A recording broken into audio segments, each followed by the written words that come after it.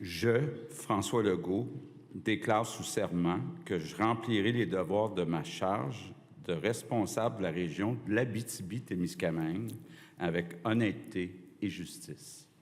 Bon début de soirée, ici Anthony Dallaire et bienvenue au TVA 18h. Bon, on vient de l'entendre, le premier ministre François Legault s'est officiellement nommé ministre responsable de la région en marge de son remaniement ministériel de cet après-midi. Et Olivier, comment est reçue cette nomination dans la région?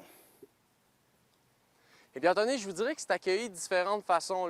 Selon les citoyens que nous avons rencontrés ce matin, ils avaient de grandes espérances à ce niveau. Ils espéraient qu'un député de la région soit nommé ministre de la région.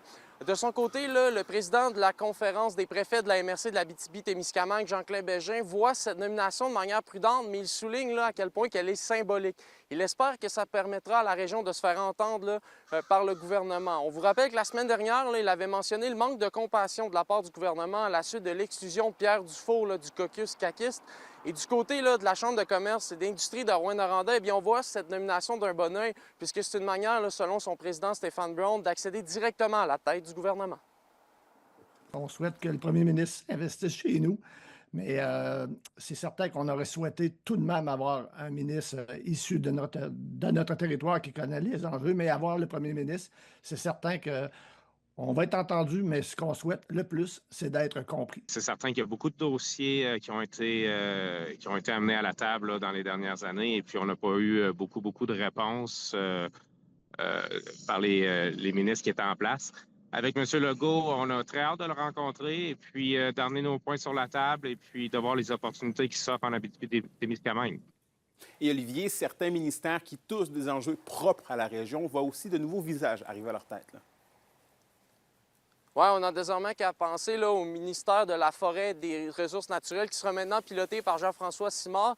Là, il prend la place de Maïté Blanchet-Vézina qui a été écartée du Conseil des ministres. On se rappelle que les négociations en lien avec le régime forestier ont fait couler beaucoup d'encre au cours des dernières semaines. Il y a également André Lamontagne qui cède sa place à Donald Martel au niveau du ministre de l'Agriculture. Et de son côté, Yann Ferrière garde son poste de ministre responsable des relations avec les Premières Nations et des Inuits, mais il va également occuper un nouveau poste, soit celui de la sécurité publique. Et pour la directrice générale du Centre d'amitié autochtone, Edith Cloutier, la décision de maintenir Yann Lafrenière à ce poste est saluée. C'est une continuité. Je pense qu'il y a des grands enjeux qui nécessitent un bon leadership du gouvernement pour parler avec les Premières Nations sur l'enjeu de la forêt notamment. Donc, je pense que dans le contexte, c'est une sage décision de maintenir le même ministre dans ces dialogues et ces discussions-là.